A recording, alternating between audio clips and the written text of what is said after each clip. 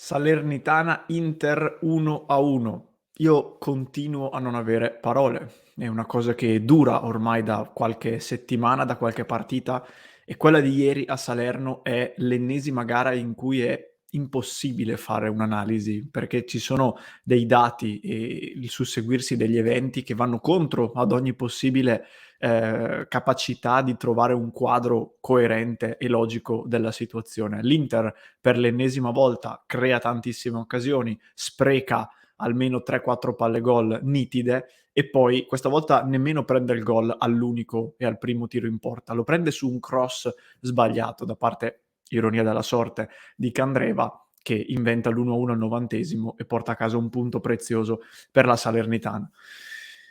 Quando diciamo partita incommentabile non lo diciamo per modo di dire, o perlomeno io non lo dico per modo di dire, ma lo dico concretamente. Io non so come commentare questa partita, non so che tipo di spiegazioni trovare a a questa continua incapacità dell'Inter di trovare la vittoria, una partita che fa il paio con quella per esempio di La Spezia, dove l'Inter perde, per certi versi fa il paio anche con Inter-Fiorentina, nonostante in quel caso comunque la Fiorentina qualche occasione l'avesse avuta, però l'Inter comunque ne aveva avute altrettante, se non di più, e anche clamorose. E quindi ribadisco, non riesco a trovare un filo logico, non riesco a trovare delle spiegazioni concrete da cui partire per fare un'analisi. Un'analisi che non credo sia sensato fare, anche perché questa Inter è capace di ribaltare completamente i discorsi nel giro di 6 giorni e ribaltarli 3 volte di fila. Magari va a vincere col Benfica e poi va a perdere di nuovo con il Monza. Quindi capite che è anche impossibile mettersi a fare analisi profonde, giudizi approfonditi di una situazione che poi può cambiare di nuovo 3-4 volte nel giro di 10 giorni. Quindi rimandiamo tutto questo alla fine della stagione, rimandiamo questi discorsi, e nel contenuto di oggi vi saluto, amiche e amici passione interisti, non vi trattengo a lungo perché non è nemmeno il caso. Vi voglio segnalare solo un dato da cui partire. Nelle ultime partite, le ultime 6, l'Inter realizza 3 gol, di cui 2 su rigore. Provate a indovinare, vi lascio 4 secondi, 5 secondi di spazio e provate a indovinare quanti tiri ha fatto in porta l'Inter per fare questi 3 gol. Pensate a un numero. Bene, il numero totale dei tiri che l'Inter ha dovuto fare è 110. Per fare 3 gol, di cui 2 su rigore, l'Inter ha calciato 110 volte verso la porta. Quindi se volessimo essere più cattivi potremmo dire che per fare l'unico gol su azione l'Inter ha calciato 108 volte verso la porta. È un qualcosa di fa venire i brividi pensare a questi numeri, a pensare quanto l'attacco dell'Inter in questa fase abbia le polveri bagnate, come si suol dire. Anche qui, come ce lo vogliamo spiegare? Non lo so, ci sono sicuramente tantissimi fattori, però nel momento in cui io schiero degli attaccanti come Lukaku, Lautaro Martinez, Dzeko, Correa, ma anche i centrocampisti, perché questo numero poi coinvolge tutta la rosa, non credo ci sia la possibilità di trovare una spiegazione logica ad un numero simile. La cosa che mi viene da pensare a questo punto, nella disperazione di un tifoso come voi che non riesce a capire cosa stia succedendo, è che sia necessario davvero trovare una scossa profonda in questa squadra a livello sicuramente di guida tecnica, ma anche di rosa, per provare a cambiare qualcosa, non necessariamente a livello tecnico o tattico. Alle volte può servire anche solo cambiare l'approccio, cambiare, non so, la quotidianità, qualcosa che possa far scattare un qualcosa a livello mentale dei nostri giocatori e provare a percorrere questa via. Le notizie rispetto al futuro del tecnico continuano ad essere le stesse. Le prossime partite sono decisive, al momento non sembra in bilico, ma in caso di tracollo chissà. Fondamentalmente nessuno sa nulla e poi credo anche che, se ci pensate a livello, diciamo mediatico, continuare ad avere a disposizione la figura di Inzaghi a cui addossare le colpe è molto comodo, sia per i giocatori che per la dirigenza. Tanto finché c'è Inzaghi loro sanno bene che almeno la metà dell'opinione pubblica si scaglia contro di lui, a prescindere dal fatto che la gara sia stata persa perché l'Inter non scende in campo o sia stata persa perché l'Inter tira 30 volte in porta e non fa nemmeno un gol.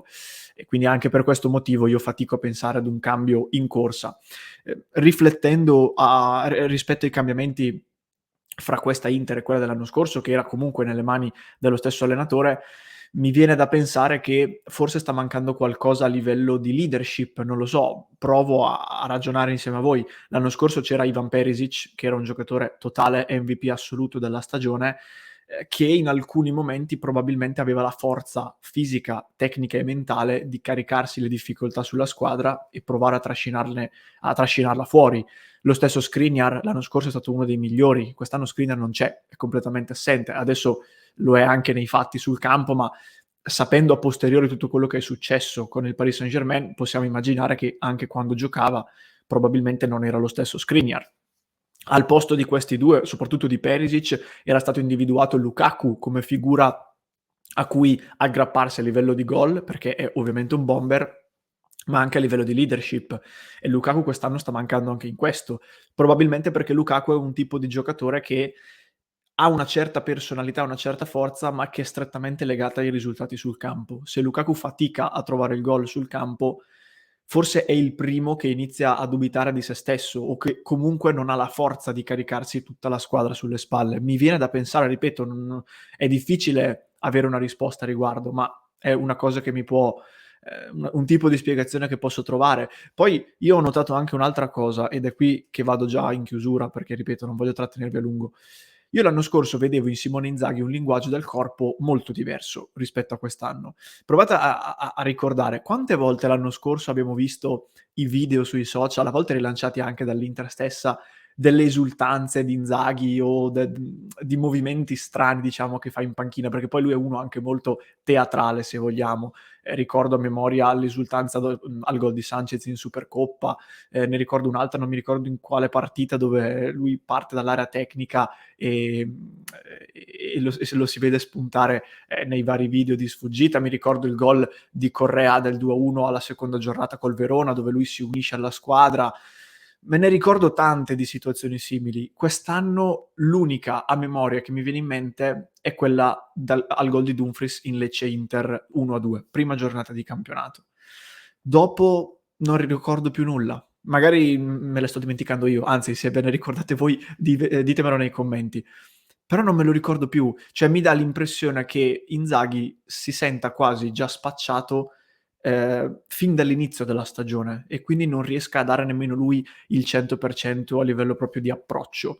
Mentre l'anno scorso, pur avendo magari qualche difficoltà in più in partenza, dovuta anche solo banalmente al cambio di realtà, al fatto di essere un nuovo allenatore, forse si sentiva la squadra più nelle sue mani e questo lo portava ad essere più carico anche quando andava in panchina. Ripeto, sto mettendo lì delle considerazioni che mi vengono così, ripensando e provando a trovare delle spiegazioni un minimo razionali e pensate di una situazione che di razionale non ha veramente più nulla.